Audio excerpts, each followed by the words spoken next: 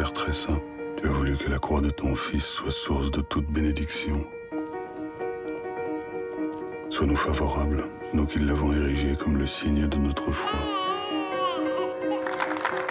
Il aborde deux sujets qui me sont très proches, la paternité et la religion. Moi, j'ai grandi dans une famille catholique en Bretagne. Donc la religion catholique, elle fait partie de moi, même si je ne suis pas le plus grand pratiquant de la terre, mais en tout cas, j'ai toujours eu, enfin, au cours de mon enfance, de mon adolescence et de ma vie adulte, un rapport quand même à la religion qui est sur le questionnement. Et la paternité, je l'avais déjà abordée dans mes deux courts-métrages, de façon très différente, dans le thriller, dans le drame, mais il y avait toujours cette question de la responsabilité paternelle. Simon? Louise? Oui, ça fait longtemps. C'est ton fils. C'est le tien aussi. Je suis papa, j'ai tous les jours ces questionnements sur la paternité. Et en fait, Paternelle réunissait vraiment ces deux questions, c'est-à-dire de comment un homme que tout le monde appelle mon père peut être papa.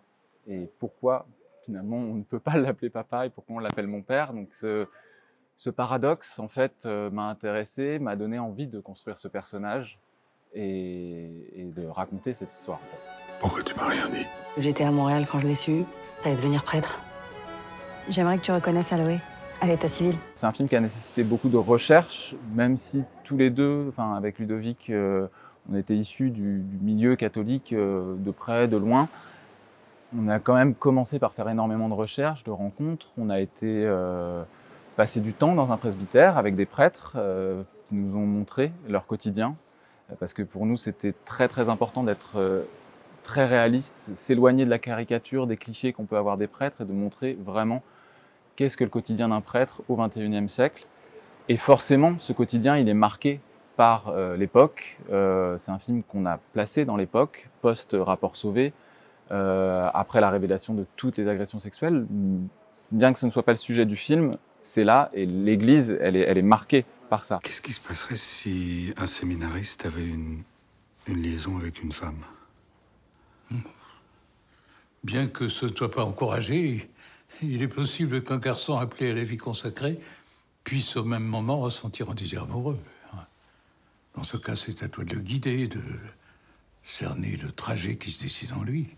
Forcément, il y a aussi cette forme de repli communautaire comme protection qui est un peu un réflexe, voilà, mais qui, voilà, on voit que, en tout cas nous, ce qu'on dit, c'est que c'est dans l'ouverture, et c'est aussi, voilà, c'est ce que prône finalement la religion à la base, c'est l'ouverture qui fait évoluer.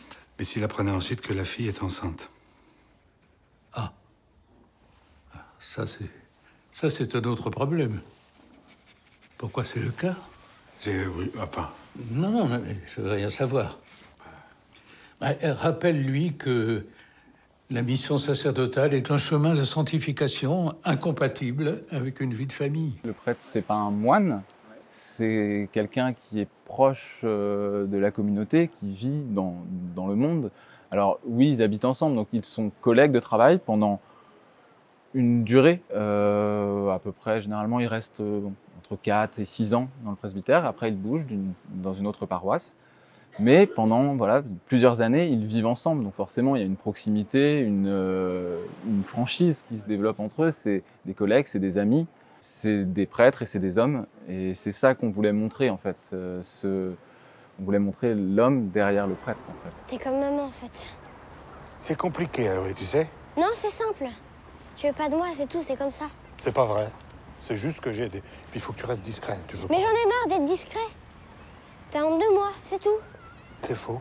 On voulait montrer aussi que, en effet, à un moment, les prêtres, c'est pas des moines. Par contre, ça peut passer du temps, en effet, en retraite spirituelle, à des moments de leur vie où ils ont besoin de se poser des questions, de prendre du recul.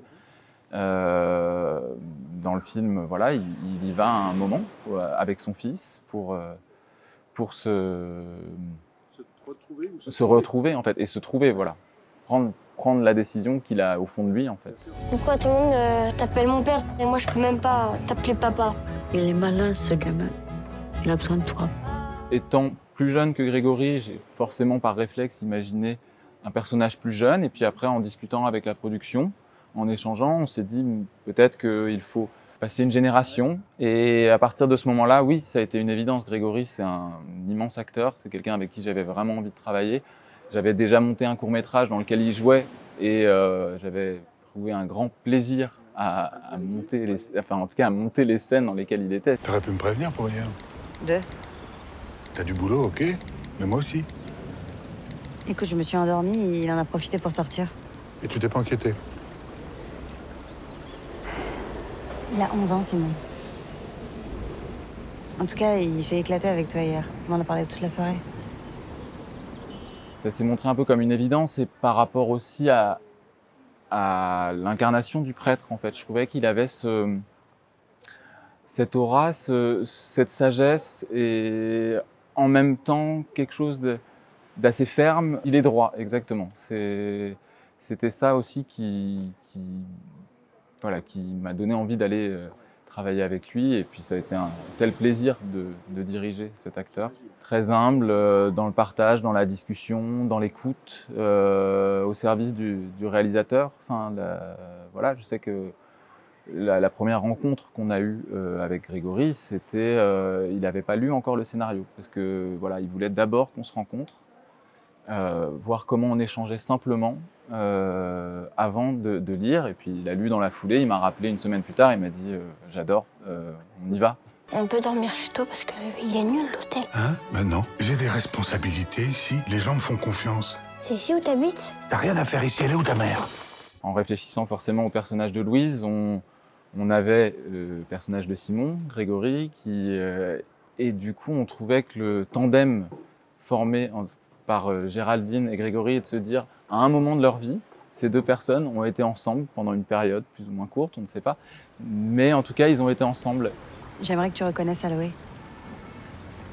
Reconnaissent. à l'état civil. Mais pourquoi? Parce que je voudrais qu'il ait quelqu'un en plus de moi. Un père. Et je peux pas avoir d'enfant, tu sais bien. Tu l'as expliqué? Je lui ai jamais caché que t'étais prêtre. Mais déjà que pour moi c'est abstrait, alors imagine pour lui. Cette image-là, elle nous a vraiment séduits et voilà, c'est apparu comme un peu une évidence. Ah non, là tu peux pas faire râteau comme ça. Mais si. Mais non. Voilà, là il est bon. T'as pas une Mélie à l'écrire. Le personnage, en tout cas, de Amine, il a toujours été écrit comme ça, un peu plus, on va dire, proche de la comédie, un peu plus feel good, on va dire. Et un personnage forcément de prêtre qui a une histoire bien particulière, qui est algérien, qui est venu exercer en France parce qu'il était impossible pour lui d'exercer en tant qu'Algérien en Algérie. Voilà, les prêtres en Algérie sont souvent des Français, des Espagnols, des Italiens, mais pas des Algériens. C'est encore très compliqué. Liès, il a cette double culture, d'un côté musulman et d'un côté catholique. Du coup, il s'est beaucoup retrouvé dans ce personnage-là. Il m'a apporté des choses de son histoire aussi. Quand voilà, avant de tourner, il m'a dit, mais voilà, moi dans mon histoire, il se passe ça, et je trouvais ça très, très intéressant aussi de le mettre dans le film. Et puis voilà, oui, comme tu le dis, c'est un immense acteur qu'on voit trop peu. Et puis voilà, moi j'avais vraiment envie de le diriger. Enfin voilà, je le voyais dans ce rôle. Tu comptais me le dire quand? Tu sais ce que ça implique d'avoir un enfant? Enfin, Simon, il y a des règles à respecter. J'avais monté mes 2 courts-métrages. Et sur le deuxième, qui était un peu plus long, qui était un film d'une demi-heure, forcément avec un temps de montage plus long, j'ai souffert de cette solitude j'avais besoin de dialoguer au quotidien avec quelqu'un sur les rushs, et c'était inimaginable pour moi de monter tout seul mon long métrage, passer plusieurs mois dans une salle tout seul. Voilà, je me suis dit, j'avais envie d'échanger, d'avoir bien sûr le regard de Julia, son avis, ses propositions, tout ce qu'elle a apporté sur le film. Julia, je la connais depuis 10 ans. Hein. On a commencé en assistanat ensemble sur des films compliqués. On a passé beaucoup de temps ensemble à se soutenir.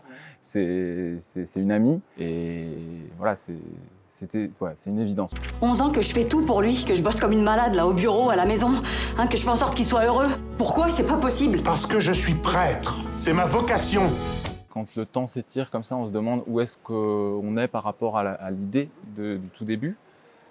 Et en voyant le film à la fin, fini, oui, je me suis vraiment dit, c'est ce que je voulais faire transmettre aux spectateurs, c'est de l'émotion, c'est du questionnement, c'est finalement une simplicité derrière la complexité de l'histoire que rencontre ce prêtre, son enfant, tous ces personnages aussi qui l'entourent. Et derrière l'église, en fait, je voulais que ce soit un film qui se regarde facilement et qui continue, en tout cas après, à nous questionner.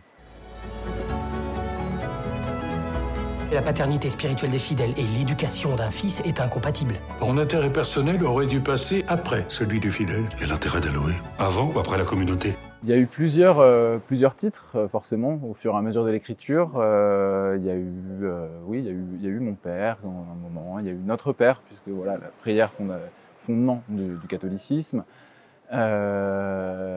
Et c'est le co-scénariste qui, à un moment, m'a dit « paternel ». Et sur le moment, je me suis dit « oui, je sais pas ». Et parce que ce que je trouvais intéressant dans ce titre-là, c'est qu'il a plusieurs significations. Déjà, c'est un nom, c'est aussi un adjectif. Il évoque l'amour paternel, la responsabilité paternelle et le paternel. Dieu, le papa. Il évoquait aussi peut-être le patriarcat. Donc en fait, toutes ces significations, je trouvais qu'elles se rejoignaient dans ce titre-là, et c'est pour ça que à partir de ce moment-là, on l'a plus quitté en fait. C'est devenu un peu une évidence. Vous ne pouvez pas me forcer à cacher mon fils.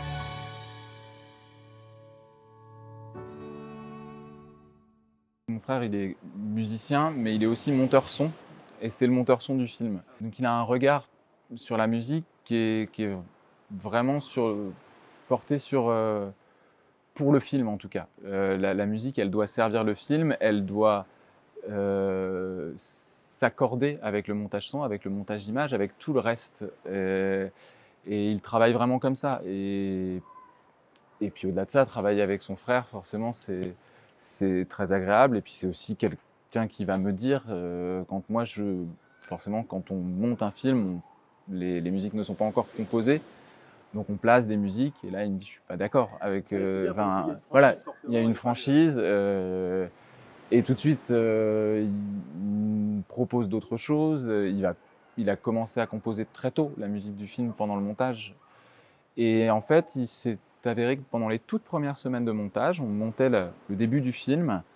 Moi je cherchais une musique, on a essayé beaucoup de choses avec Julia, et à un moment je suis tombé sur ce morceau que je connaissais très bien, Les Enfants Sauvages, qui est un morceau qui a été composé par Björn Gottschall et dont mon frère avait fait un remix à un moment. Et puis j'ai pris le morceau original qui est juste un solo piano.